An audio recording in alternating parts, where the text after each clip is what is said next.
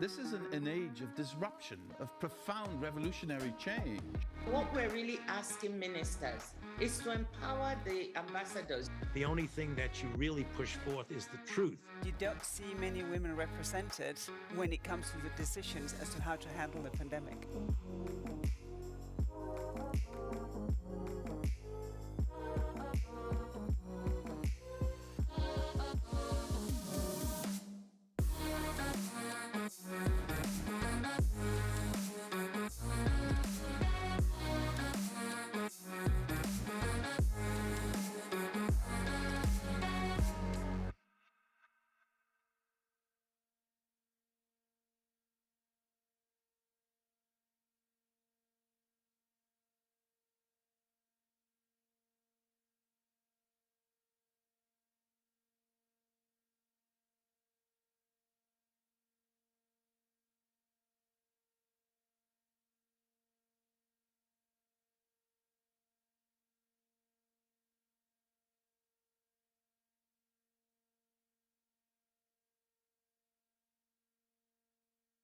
I think we're having a few technical issues. No. Okay, shall I start again?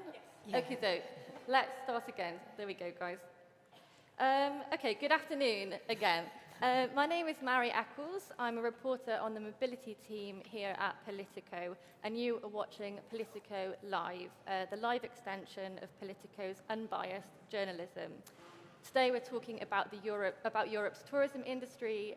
It's a sector that's worth around 10% of the EU's GDP, but it's one that's been absolutely hammered by the COVID pandemic. This year is supposed to be the first normal summer for the industry, but we've already seen issues with staff shortages, with strikes and cancellations. Another looming crisis for the industry, of course, is the climate crisis. How will the sector decarbonise? What will this mean for the cost of our summer holidays? And how will it change this lucrative industry in Europe?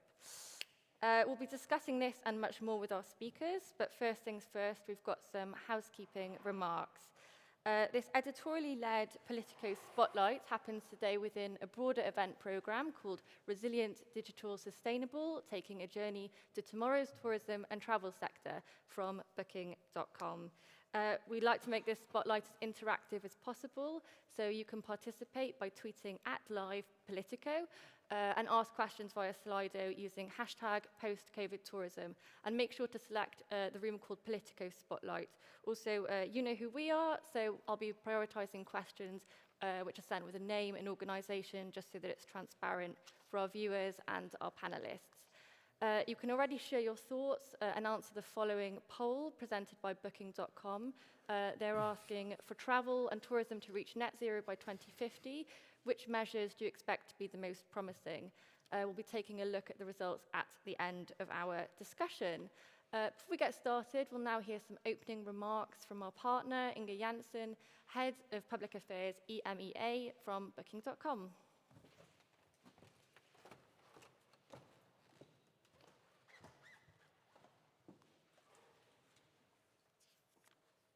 Thank you very much, Mary. Can everybody hear me?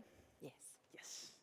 Well, for those who've just joined us online or here at Bibliotheek Solvay, my name is Inge Janssen and I'm heading the public affairs function for Booking.com in Europe, Middle East and Africa. Booking.com is fully committed to promote a more sustainable travel industry. As the world comes out of the pandemic, the focus turns on building back a greener and more resilient European tourism sector. As a global platform, we see it as our responsibility to ensure we have a world worth exploring for future generations. We believe that sustainability will be key going forward for Europe to maintain its competitiveness as a tourist destination. And we want to fully play our role in efforts to build back greener and better and contribute to a more sustainable travel industry. There's a lot of willingness, but equally there are important barriers to making the green transition. Some of the key challenges that we see are lack of urgency, lack of knowledge, and lack of financing. Booking.com works to bring sustainability closer to accommodations and travelers, and our goal is taking it away from the niche and bringing it into the mainstream. Achieving the green transition of the travel and tourism sector is not an easy task. Taking the example of the accommodation sector, to achieve net zero emissions until 2050, global accommodations will have to reduce emissions by 6 to 7% each year. the decarbonization of the global accommodation sector would come at a total price tag of 768 billion euros. But the good news for the accommodation sector is that accommodations have the opportunity to lead the way in making tourism more sustainable. There is significant potential for emission reductions in the accommodation sector that can already be achieved with existing technologies. In addition, most abatement measures are profitable to accommodations in the mid to longer term.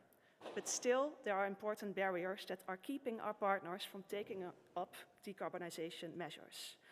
According to a recent study that we have conducted, an insufficient sense of urgency, knowledge gaps, and lack of access to financial resources are the three main barriers. We know that travelers are showing an increasing desire to more sustainable choices when they travel. But at the same time, this desire doesn't always translate into action, according to our data. We also see that tourism businesses are increasingly willing to become more sustainable, but often don't know how. And financing is also a big barrier for them, for the adoption of emission reduction practices, particularly in the current climate, where many tourism businesses are still struggling heavily to recover from COVID. Overcoming these barriers requires the contribution and cooperation of all industry stakeholders, public and private. As Booking.com, we are focusing on where we know we can bring most added value. We are using the reach of our platform to bring sustainability closer to both accommodations and travelers, and to take it away from the niche and elite part of the market where it sits currently. One concrete way we are doing this is our Travel Sustainable program. Through this program, we're raising awareness on sustainable practices, providing actionable information to accommodations to close the knowledge gap. We make it easier for travelers to find sustainable accommodations, thereby increasing demand. And also, we're making it easier for accommodations to showcase their sustainability efforts to reach travelers wanting to make more sustainable choices. We believe these efforts to increase both supply and demand can activate a travel sustainable flywheel that will bring sustainability into the mainstream. To achieve a sustainable travel ecosystem, it requires all stakeholders to come together to bring down the barriers that tourism businesses face in their road to becoming more sustainable. This is why I look forward to hearing the views of our tourism experts on this political spotlight panel, who come from various parts of the tourism ecosystem. The better we work together, the more we will achieve. Thank you very much.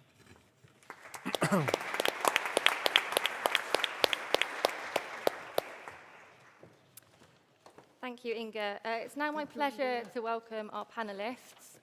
So we have Montserrat Barriga, the Director General at the European Regions Airlines Association. Hello to you. Hi. We also have Daniel Mess, who is the Member of Cabinet for Executive Vice President Frans Timmermans. He's responsible for sustainable tourism after COVID. We also have William Todd, who is the Executive Director at the NGO Transport and Environment. And we also should have, there we go, MEP István Uhely, who is an S&D MEP from Hungary. He's the Vice President of the TRAN Committee at the European Parliament, and he's a member of the Parliament's Task Force on Tourism. Welcome to each of you. So I said in my introduction that the tourism sector in Europe is worth 10% of the EU's GDP, and we also know that it employs around 22 million people in the EU, so it's a pretty substantial industry. But globally, we also know that the tourism sector accounts for around 8 to 11% of greenhouse gas emissions. I'd like to come to you first, Daniel. How do we get that figure down in Europe? Yeah, well, to make one provisional, I'd like one comment up front. I think that it's absolutely important that we help this sector to bounce back from actually the multiple crises that it has been facing. Not just the pandemic, although that has been on top of many minds, but we now also have the war that has an impact on certain of our tourism regions. We have the airport situation that we're now also in, and then of course the tourism sector feels the effects of climate change and the loss of biodiversity. We all know these horrific images of these Greek beaches with the scorched beaches, literally black, like biblical disaster areas. So tourism sector, I think, also knows that in order to survive, it also needs the European Green Deal. And it is really a passport, the European Green Deal, to help it survive. So that brings us to the challenge how to bring some of these emissions and the overall footprint down. I really think that we're on a crossroads here on sustainable tourism. Do we want this as a niche product for 500 hotel accommodations with an eco label out of the 200,000 that we have, and those are actual numbers, or do we want this to go mainstream, that sustainable tourism is available for all? If we want to go mainstream, the European Green Deal can really help. We have a climate pact, we have permanent cooperation ways with the Committee of the Regions, channels that we can use, but then it is important to address the main footprints of the tourism sector, which is the travel to get there. It's 70% of the footprint, and the biodiversity footprint, so protecting nature, because in order to save the tourism sector, we also need to protect the nature. So that is a bit perhaps the choice that we now face. Do we want to mainstream this, and then if we want to, the European Green Deal can really help? I'd like to come to you now, Montserrat, with sort of the same question. I mean, what do you make of the suggestions raised by Daniel? Is that enough to get the industry to decarbonise, or are there sort of specific measures you'd like to see? There is no other way. The industry needs to decarbonise, otherwise it would not be able to justify its own existence. So definitely, I totally agree, but we need to be very conscious that although it's necessary, it doesn't come without costs. It needs significant investments in new technology, in more efficient aircraft, electric aircraft, hydrogen, hybrid electric, etc., plus investments in the ATM and implementation of some political measures to make actual single European skies happen, and availability of sustainable aviation fuels, which is absolutely essential in the short term, and also in the long term for the long-haul flights as well. But all these measures, we've recently, Eurocontrol has quantified that the implementation of the Fit for 55 package is going to cost, increase the cost of flying by at least 27%, and that is without other things happening. Obviously, there are things that can already be done, like, for example, getting the governments to agree on free route airspace, or improving trajectories, etc., which is just a matter of getting the political will of several countries. But yeah, things can happen, but it needs significant investments, and there are already things that can be done without putting more money on the table. Okay. William, what do you make of what we've heard so far? Do you agree, or do you think there are other specific policy measures that need to be put in place to decarbonise the tourism sector? First, I'd like to agree with that, what Daniel said. It's essential that when we talk about sustainable tourism, that this doesn't become something for a few well-intentioned people in Western Europe that have a lot of money. This needs to become, the thing we all do. And I think, in the introduction we heard about the accommodation sector, the building sector. The tourism industry is involved in many of the big problems that we're facing as a society. And you could mention nature protection. If you think about the coastlines of Europe, you can talk about plastic pollution, you can talk about energy use, and of course I come from the transport sector, so I would mention transport. If you think about all the car travel involved in our summer holidays, if you think about all the emissions associated with cruise ships, and if you think about all the emissions associated with aviation, I think it's clear that there's a big problem for the tourism sector, and aviation, cheap aviation, has been a big enabler for tourism, but I think we need to realize that it's going to become a big problem for the sector.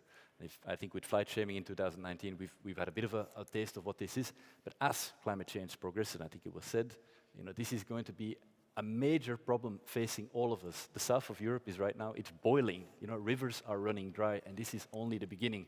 So I think the tourism sector, and it's great that Booking is organizing this event, I think you got to step up. I think you need to start showing up also in the important policy debates that we're having here in Brussels, because this is how we're going to change the system, not just a few options. Istvan, I wanted to come to you. Obviously, you've worked on the tourism task force within the Parliament, and as part of that, called for several very concrete steps from the EU to help the industry back on its feet after COVID. Among other things, a strategy on sustainable tourism, specific investment, but also the creation of an EU agency for tourism. I wondered if you could talk us through those recommendations, and also explain how the climate crisis would fit into that. Thank you so much, and first of all, I have to say thank you to the POLITICO and the Booking.com, because it's a very important step to speak about the tourism here in the European bubble. There are some colleagues together with us here from the stakeholders who can remember the last decades, how and what happened in the European institutions when we wanted to speak about the tourism. All the institutions answered immediately, it's not our job, it's a member states' competency. We don't have to speak about the tourism here in the European level. And it's very important when we start to push the institutions and the political decision makers to think about that. I would like to ask something. Do you know how many international tourism arrivals we had globally in 1950? 1950. Any? 25 million. It was 72 years ago. 25 million. In at the end of the 90s, so 2000, we had 700 million. And before the COVID, we had, in 2019, 1.5 billion. Can you imagine what happened with our societies, with our economic structure, because of the tourism? So that's why we have to speak about it. In the same time, I'm member of the ENVI committee, which is the environmental committee, and I'm vice chair of the Transportation and Tourism Committee responsible for tourism. I really understand what's the topic when we are talking about the sustainable tourism in the future. But I would like to send one very important message to all of you, to all of us. What does it mean, sustainability? What does it mean? Because originally, it's not only about the environment. It's also about the society, and it's also about governance. Because when we, in the same time, when we are talking about environment, social aspects, and the governance, then we can make the plan for the future. So this is the main message, and in the European Parliament, I think we are very progressive to support the tourism industry. I arrived from the tourism. I was president of the Hungarian Tourism Board and responsible for tourism in the government in Hungary. So I worked a lot together with this beautiful and very, very, very interesting industry. So that's why we had to talk about it. So obviously you talked there about not just leaving it to member states and you know, the EU maybe doing a bit more in this front. Again, I wanted to kind of come back to you, Daniel, on that specific question of an EU agency for tourism. Do you think we need one? I think the other way to perhaps approach this is one of the reasons why it's also difficult for member states to engage in this really at the national level is that a lot of this, what's happening on the ground, is driven by the regions. And that's a fact of life. But that's also where the energy is to do something about this. There are many regional projects that are about like less food waste, less plastics waste, and what have you. A lot of it is on the way. The first roadmaps that we see, decarbonization roadmaps under our tourism agenda, actually come from the regions. So another way to approach it would be to, perhaps to see whether we can have a bit of an alliance between the European Commission, the Parliament, and the Committee of the Regions to channel that energy a bit via them. We have models like that in place. We do that for the renovation wave, for instance, for insulating houses, and it's a good opportunity for regions to work with their own micro-enterprises in the tourism sector and then hear from us centrally what type of policy support they can get from, for instance, the European Green Deal, what funding opportunities are available, because indeed the reality is we face two challenges here. The funding currently is not always as well targeted as it should be to create sustainable outcomes, but at the same time we deal with a lot of micro-enterprises who don't, on their own, can find this. So perhaps these regional alliances is something promising that we can work with, and then have a bit of a European agenda together with them on this. And I think that also the Committee of the Regions would be very eager to do that. I wanted to talk about the EU's response to COVID and specifically how it approached the aviation industry. I wondered, Montserrat, if maybe you could rate the EU and member state actually level of financial support to the industry, specifically in light of the staff shortages and various issues that we're seeing now as the industry comes out of COVID. Yeah, as you know, the industry was hit really, really badly and like never before because of COVID. And this is not an industry that can be switched on and off just like that, or off to on like in 5 minutes, because of the complexity of the operations and the way the different stakeholders are involved. Obviously, it's not a matter of, we cannot recruit on the spot, and especially the airports did not get the same level of perhaps state aid as some of the airlines did. So now, although the airlines seem to have recovered, there is a systemic issue with skill shortages in the airline industry, but in particular with crews.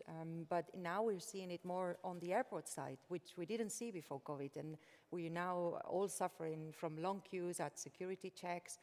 Ground handlers are also short. And this is also a mixed consequence of both COVID, shortage of staff, and also the war in Ukraine and an increase in inflation. This is why we are seeing industrial action in many countries. So it is very, very challenging for the industry to then get the right people because of the levels of security and safety that the industry is able to work on. There needs to be background checks for staff. There needs to be security checks, training, proper training, technical. So that's why we are seeing that we were not perhaps adapted to this high level of flights in the summer as we saw that there was a decrease significant during the COVID times, 2020. But we're now approximately at 90%.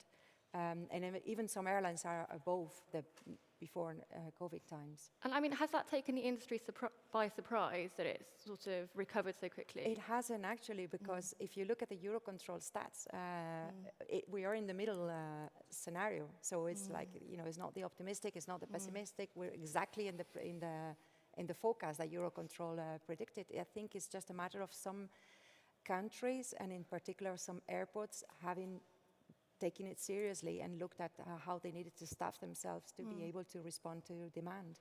And I mean, is there anything that maybe the industry or member states, governments could have done to actually support, the industry come through that better? I mean, I know there's been lots of talks about, the issues with security clearances, how long that takes, but also actually a point I wanted to raise, which I think you'd raised, or Tierney had raised sort of early on in the pandemic, was the idea of, well, in your case, environmental strings being attached to the bailouts. I know that some unions have talked about the idea of introducing social strings to the bailouts to have, ensured that, staff were retained and that kind of thing. Do you think we've missed an opportunity there? I think that it was very uneven in between. If you compare countries to countries, for example, Spain, France, Italy, they're not struggling that much because the way they canalize their bailouts. But some other countries, like, we got the news from Amsterdam on Friday that, capping the level of flights, for example. No? So we see that is actually going to put a burden into investing in the industry to recover in a sustainable way, because there is no certainty for a business to be able to operate under, regulatory safe environment, and therefore, it's going to jeopardize some of the investment. So I think that's why it's so uncertain and so uneven. Maybe you want to come in on that, William? Yeah, you asked the question, how has government responded to the COVID crisis? And I think it's worth remembering that governments responded by giving over 50 billion euros in aid to airlines so they could survive the crisis. And indeed, the deal was money now, greening after the crisis. I remember the French government saying that Air France was become the greenest airline in the world. And then perhaps in a way, Fit for 55 is partially the result of that deal. But I think we also have to realize that it is not enough. We need to go faster on the sustainable aviation fuels, on the jet fuels. I think the Commission proposal is a good basis. We need to do more. We need to do more on non-CO2 emissions, that's the contrails that are associated with aviation emissions. And finally, and I think this is really an important point to make in this setting, is that we have a situation where in Europe we are penalizing European aviation, European tourism. We're putting a carbon tax on intra-EU flights. If you fly to Malaga with the family, you have to pay. If you fly to Bali with the family, you don't have to pay. If you fly to New York for a business flight, you don't have to pay. If you fly to Rome with the family, you have to pay. This is about the emissions trading scheme. European Parliament has proposed, let's extend it also to the international flights so that we don't have this unfair competition. I think that would be a good first step. Yeah, so actually, maybe I can come to you on that point, on the ETS. The Parliament, as you said, wants to extend the scope of the ETS to include all flights that take off from Europe. What do you make of that? Yeah, like we still have to go into trilogues on that, because you will have difficult discussion with your international trade partners what you do there. I think a very important point here is also, I think that, as Montserrat was also saying, I think that everybody sees sustainable aviation fuels is really a very good part of the solution to make sure that people can fly with a clean conscience, because no airline sector, no region, no tourism sector is helped if people are shamed into not taking the flight, or that climate change goes on and there is no beach to visit anymore. So greening aviation is really crucial. And then it comes to the support that you give in order to have these sustainable aviation fuels, which are indeed quite expensive. And then you see, for instance, that the transport minister from Cyprus has said, okay, I want to have a part of the pot of the carbon permits that I need to buy for my flight. I want a pot for that to be available for free in order to finance sustainable aviation fuels. I think that's an idea that we should then indeed look into. But then at the same time, I also say to Montserrat, but also to a minister like that, then you also need to see it as an industrial priority to keep your tourism edge, that you want to have these sustainable aviation fuels. And also that could be part of a regional decarbonization roadmap, because then it would be easy for the members of the airports that Montserrat represents to go to the region and then say, listen, at the regional airport, I want to have these sustainable aviation fuels so that people can take their flight without feeling bad about it. We're getting a few questions online, so thanks very much for that. So maybe I can put one of these to you guys. Maybe to you, Istvan. Is it the right moment to discuss sustainable aviation when sustainable tourism? I'm an aviation reporter, so sorry, on the brain. Is it the right moment to discuss sustainable tourism when Europeans are facing high inflation and astronomical bills after 2 years of limited holidays? It's a difficult, not the question, but the answer, yes. It's difficult, and we have to realize that when we are talking about the tourism, the European tourism, then in the same time, we are speaking about those people who are working in the tourism industry. It's 23, 25 million workers, and in the same time, we are talking about those Europeans who would like, who are hungry to travel and to do something. So in the same time, we have to do something with both sides of the tourism industry. Do we have any kinds of crisis management mechanism in the European Union? We don't have, and it's a problem.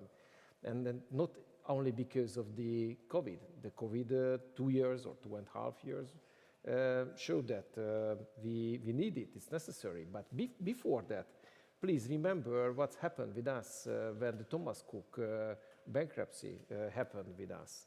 It was a problem for only one company. It was a problem for only one member state. No. From Cyprus to Malta, from Hungary to Germany, to Great Britain, all the European countries had to realize how difficult to support the tourism industry when, for example, one big company has a problem. So after the Thomas Cook, after the COVID period, and because of the war, we have to make the decision to have one crisis management mechanism on the European level. And when we are talking, I just wanted to mention, of course, this event we talk a lot about the aviation, but when we are talking about the future of the transportation or tourism in the European Union, then we have to think about our speed rail structures in the European Union. It's terrible. We don't have enough good service rail, night rail or cross-border passenger rail services. And please ask to each other, who arrived to Brussels now by plane?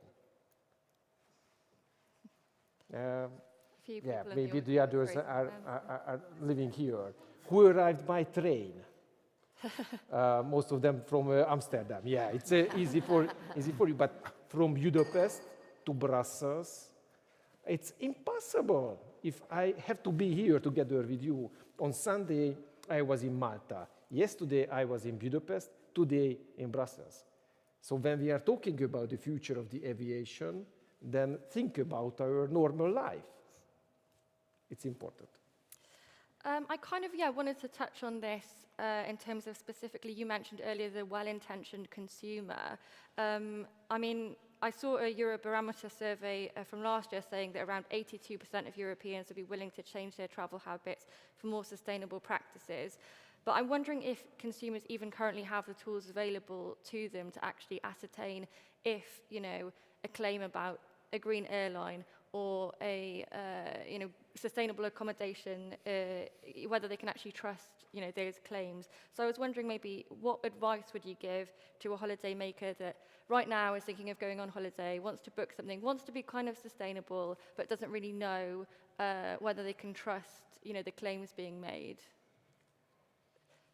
Anyone want to come in on that? Maybe you, Daniel? I can do that. Like that's obviously a key issue. And just to, I agree with Istvan that what we need to avoid is that what we do with the sustainable tourism, that it results in breaking points in society. I don't think that anybody would like a result where nobody can travel anymore, although local tourism destinations are at most of the trips currently, but nobody wants to have a result that nobody can travel anymore.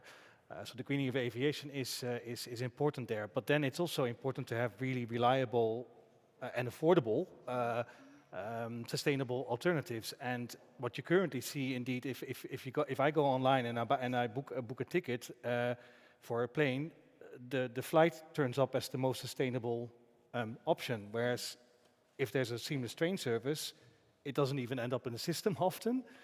And that's weird. So that needs to change.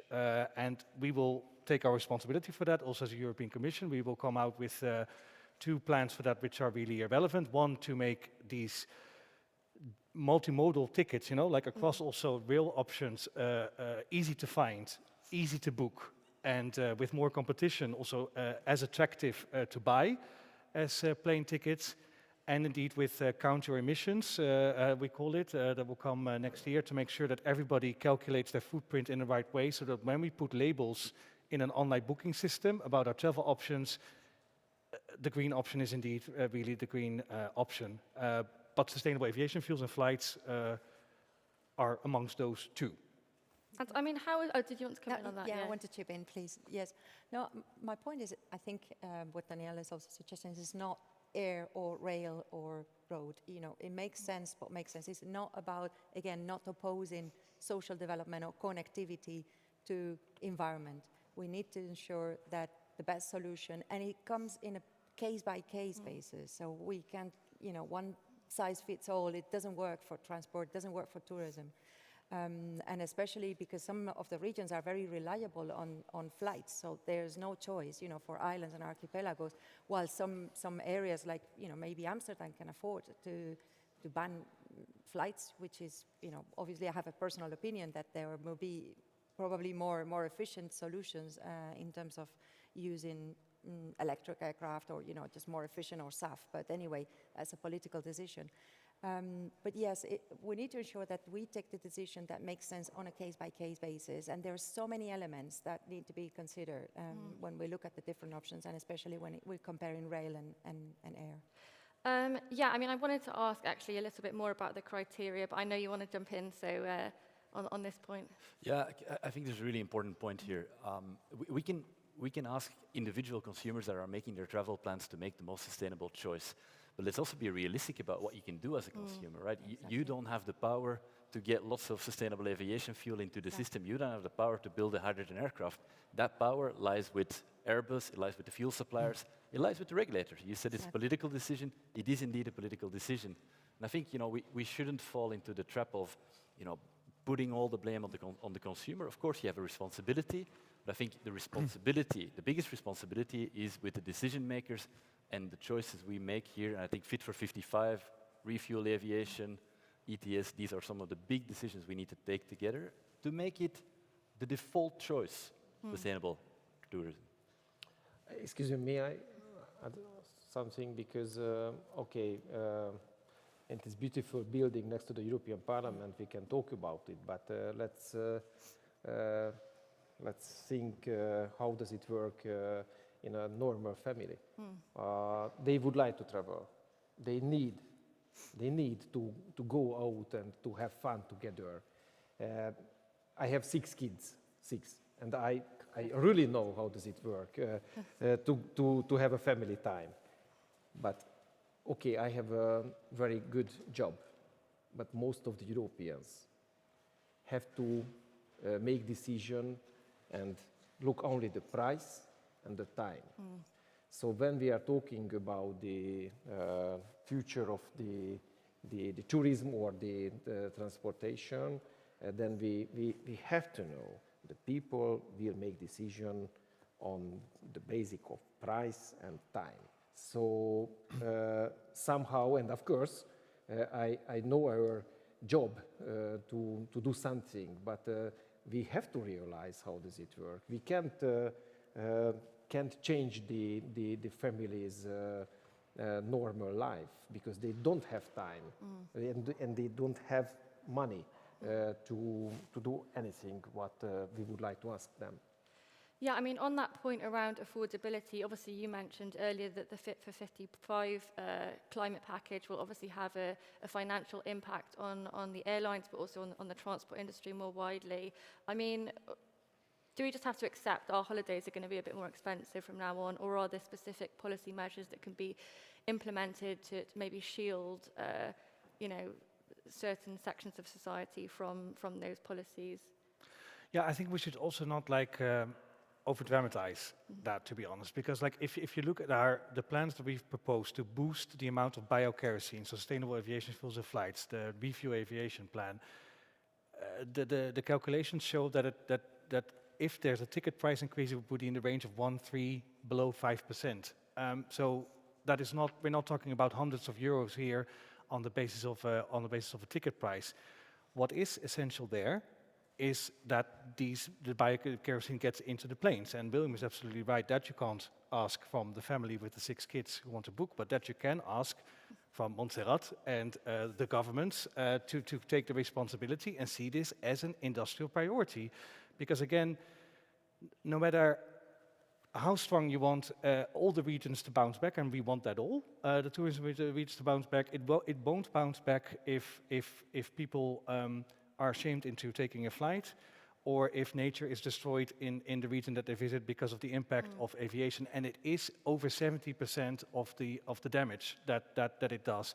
So we need to get these biokerosenes into the planes and need to take really industrial priority there, and it should be a central plank, I think, of decarbonization plans, so that indeed no family with 6 kids is prevented from taking a green flight.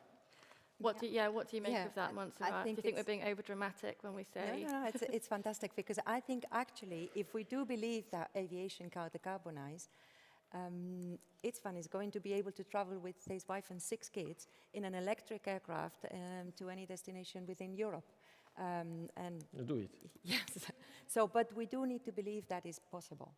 If we don't believe it, then it's never going to happen. And by banning short-haul flights, taxing short-haul flights, EU ETS only on intra-European flights, putting all this pressure onto the short-haul within the European connectivity that we do need, that is embedded in the European values, then it's never going to happen. So I think it's possible, and it may well be that if the industry is able to deliver, as we believe it's possible to do with the political will to do it, then it's going to be actually cheaper to fly. because it'll be cheaper to fly on an electric or a hydrogen fueled aircraft. Do you want to come in on that? Yeah, perhaps just to underline that we should not exaggerate those cost claims. I think the 27% that you mentioned, I really don't understand where that comes from. It's Brussels Milano ETS price 100 euros adds a few euros to the ticket price. A bit of biokerosene jet adds a few euros. This is not 27%. So, and a trip is not just your airplane ticket. It's the accommodation, energy efficient homes are cleaner and more and cheaper. So there's, I think we really shouldn't exaggerate this, and we always turn this into a discussion where, because we do something on tourism or on transport, the working family will no longer be able to travel. Whereas in reality, the people that fly a lot, the people that go to Malta and then to Brussels and then to Hungary, well, they are not the average family, right? They're well-off people. Those are the people that fly a lot. That is, 1%. 1% of the population, global population, is responsible for 50% of emissions. For aviation. Okay. That's true. There are about 600,000 or 700,000 Hungarians who are working somewhere else in London or in Berlin, and they really would like to visit the grandpa. And they have only 1 week or 10 days to be at home. So please, again, when we are talking about the big aims, let's think about the people, our European society. So we have to support it. I don't want to postpone, I don't want to stop these kinds of conversations, but we have to support all these political decisions with a big, huge money, because without tools, without European funds, it's impossible to do it. The industry will not be able to do it. Daniel mentioned, I think, the accommodation sector. It's also important. 10,000 and 10,000 rooms, maybe old-fashioned, old buildings, and they have to. They need some kind of energy efficiency building construction program. Who will pay it? Who can pay it? Only the member states, or we, from the European funds, we would like to support only the big companies, but who will help the small family rooms, the small family companies. So that's why when we are talking about the aims, we always have to make a plan. How can we support it with money, with European money? As we speak, there is an event in Lyon called Connecting Europe, and it's actually, well, amongst other initiatives, showing how the potential for decarbonizing aviation. So I think connectivity, we're here talking about the same thing. Connectivity is essential, tourism is important, transport is key. So it is an issue that we cannot ignore, and we need to find solutions, that's for sure. So I think not flying or not traveling is definitely not going to be the option, because I'm reluctant to think that the average European will be willing to just to step back and say, I'm not going to travel. I agree there is a minority of the world population, but in Europe we're used to certain standards, and it's going to be very difficult to change the mind of. There is some change in behaviors already, like for example with business travel, a lot of more Zoom meetings and online meetings, which are actually already happening. Yeah. But I think people are not willing to renounce to connecting, because it's simply not going to happen. You did touch there, though, on the idea of modal shift. And I know, obviously, some countries are legislating on short-haul flights. So France, obviously, is looking at introducing a domestic ban on short journeys where there's a kind of reasonable train journey alternative. I know the Commission's doing some analysis on that. Can you give us any update on sort of where the Commission stands on that analysis, and when we're likely to see any publication of that analysis? Yeah, and again, I think that's also like an issue that we should perhaps not make bigger than it is, because if you look at what type of journeys the French proposed measure covers, It's perhaps 4 to 5 routes where the train service is really well equipped. Many of them actually don't have any flights anymore because these flights went out because of COVID, and so people are traveling by train and are happily doing so. So we should not over-dramatize that sort of flight ban, and that's also the angle from which we look at that measure.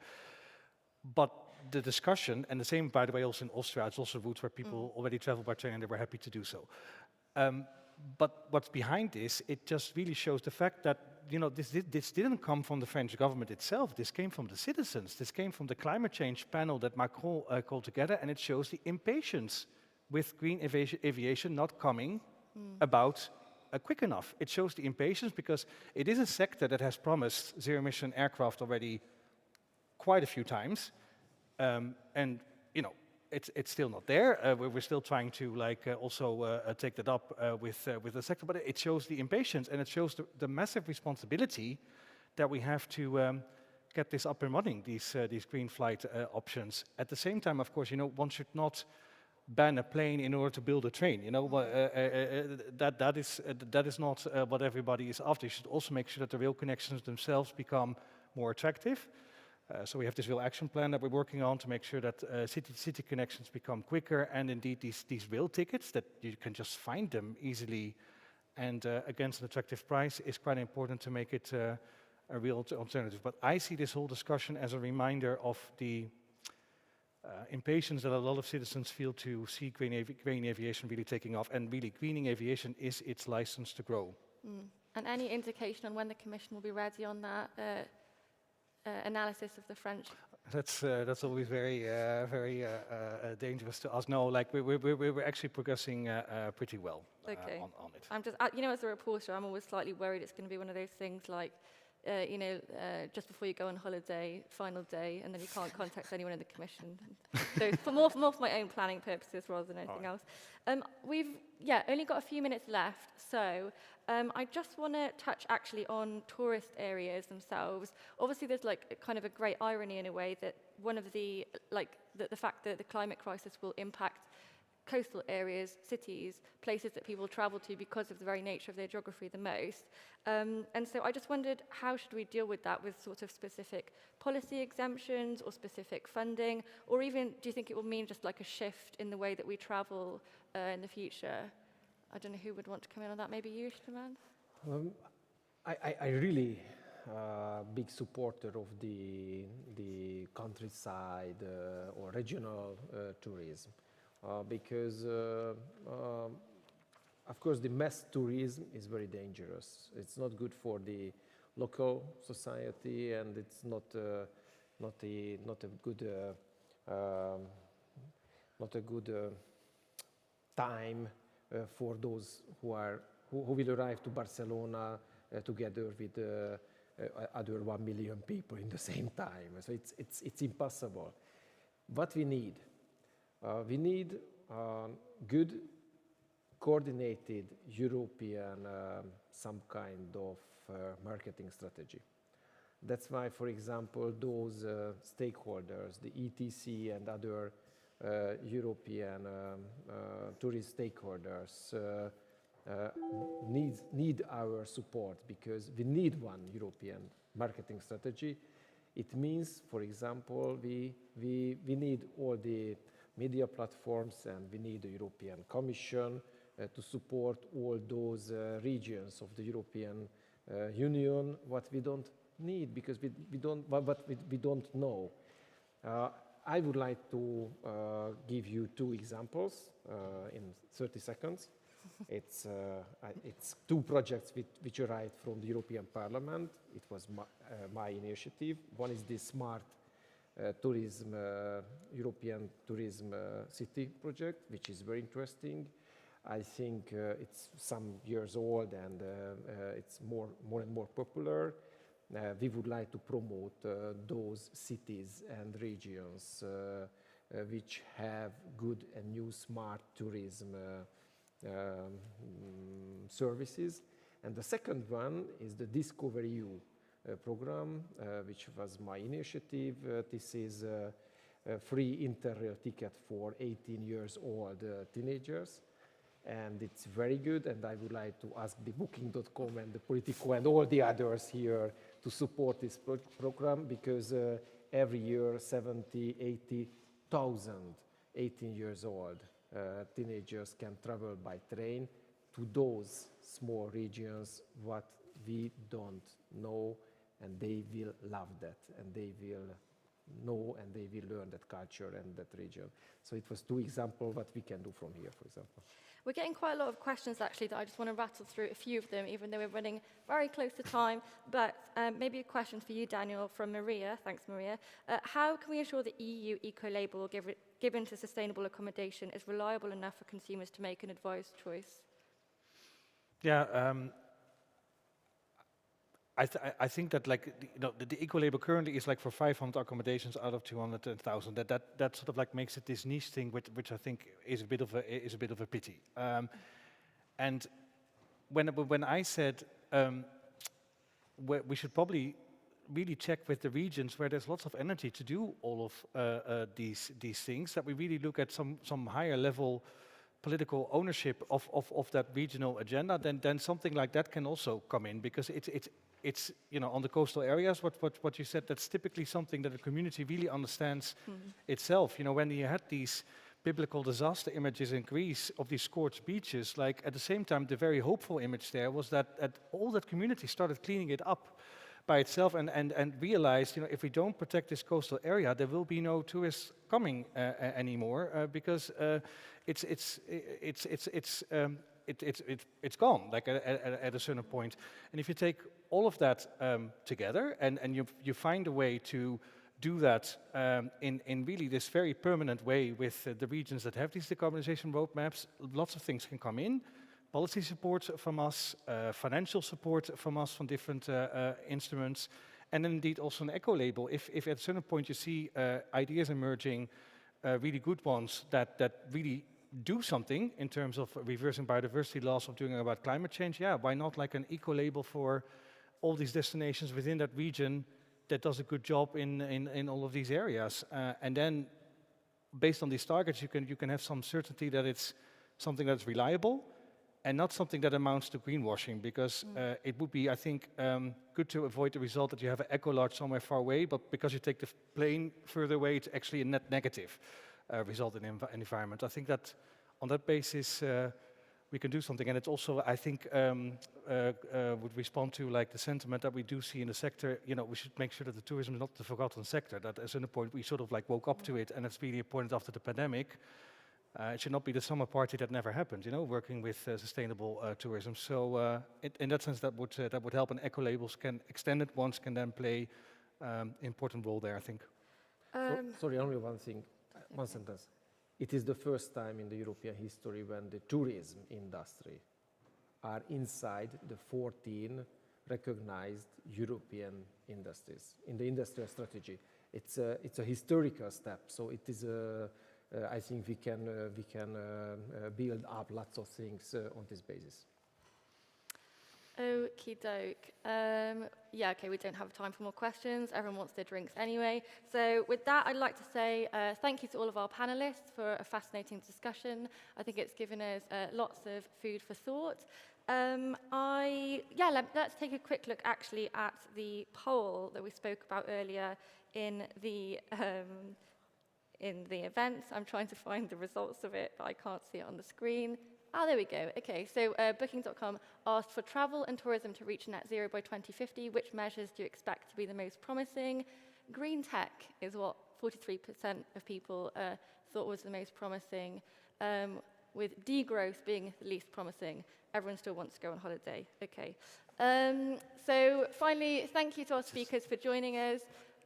You, the audience, for joining us in person and also for tuning in online. Thanks very much.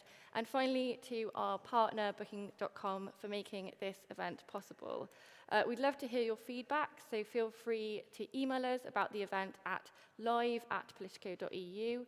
And finally, you can check out Politico Events website for the latest lineup on all our events happening this year. So that's politico.co.uk. That's not UK, sorry. EU/events. Okie doke. Thanks very much. Thank you.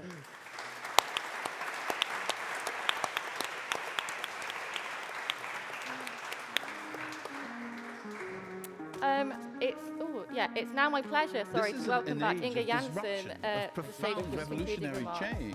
What we're really asking ministers is to empower the ambassadors. The only thing that you really push forth is the truth. You don't see many women represented when it comes to the decisions as to how to handle the pandemic.